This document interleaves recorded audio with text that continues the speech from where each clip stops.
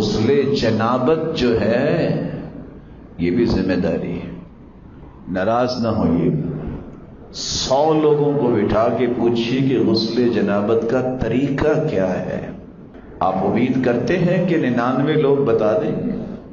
آپ امید کرتے ہیں کہ اگر کسی کو بتائیں کہ یہ اللہ کے رسول صلی اللہ علیہ وسلم نے غسل جنابت کا طریقہ بتایا ہے، کیا تم اس کا اہتمام کرتے ہو یا پرواہ نہیں کرتے؟ پاکیزگی اور طہارت امانت ہے. طہروا هذه الاجساد طہرکم اللہ. اپنے جسموں کو پاک صاف رکھا کرو، اللہ تمہیں پاکیزگیاں عطا کرے. شریعت بہت پاکیزہ ہے. آج کتنے لوگ ہیں جن پہ غسل فرض ہوتا ہے، کہتے ہیں کچھ نہیں ہوتا. کسی کو کیا پتا ہے؟ کسی کو تو نہیں پتا، لیکن تیرے مالک کو تو پتا ہے نا. اور کتنے اس بات کو اس قدر لیٹ کر دیتے ہیں. اور خصوصاً جیسا کہ لکھنے والے کتابوں میں لکھتے ہیں، بیماری تو یہ عورتوں میں ہوتی ہے کہ 2 4 نمازیں پڑھنے کی فکر ہی نہیں ہوتی.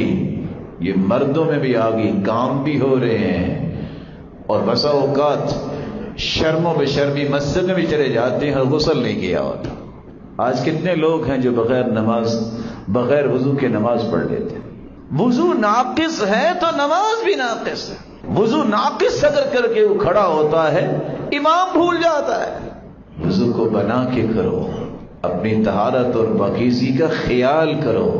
کسی وقت بھی تمہیں اللہ سے ملاقات کرنے کا وقت آ گیا تو کیا اس طرح نجاستوں میں لتھڑے ہوئے اللہ سے ملو گے؟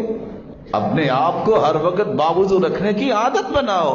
وہ کالے رنگ کے غلام کس قدر زمین پہ بلال چلتے اور جنت میں اس کے قدموں کی آہٹ سنائی دیتی، سبب کیا تھا؟ باوضو رہتے. اگر بلال کو یہ عظمت مل سکتی ہے تو یہ ان کے لیے خاص تو نہیں تھی، آپ بھی حاصل کر سکتے ہیں. اپنے آپ کو باوضو رکھنے کی عادت بنائیں. اور کتنی بڑی نعمت ہے کہ جو اللہ کے رسول نے ہمیں عطا کر دی اپنی زبان سے. فرمایا ما من عبد يبيت على ذكر طاهرا إلا بات معه في شعره ملك لا ينقلب ساعة من الليل إلا قال اللهم اغفر لعبدك فإنه بات طاهرا. جو رات کو بھی وضو کر کے سوتا ہے، ساری رات ایک نورانی فرشتہ آپ کے بستر میں رات گزارتا ہے اور آپ کی بخشش کی دعائیں کرتا رہتا ہے جب تک صبح نہیں ہو جاتی. خوش قسمت بنیے. وہ نگرانی بھی کرتا ہے اور آپ کے لیے دعائیں بھی کرتا ہے. وآخر دعوانا الحمدللہ رب العالمین.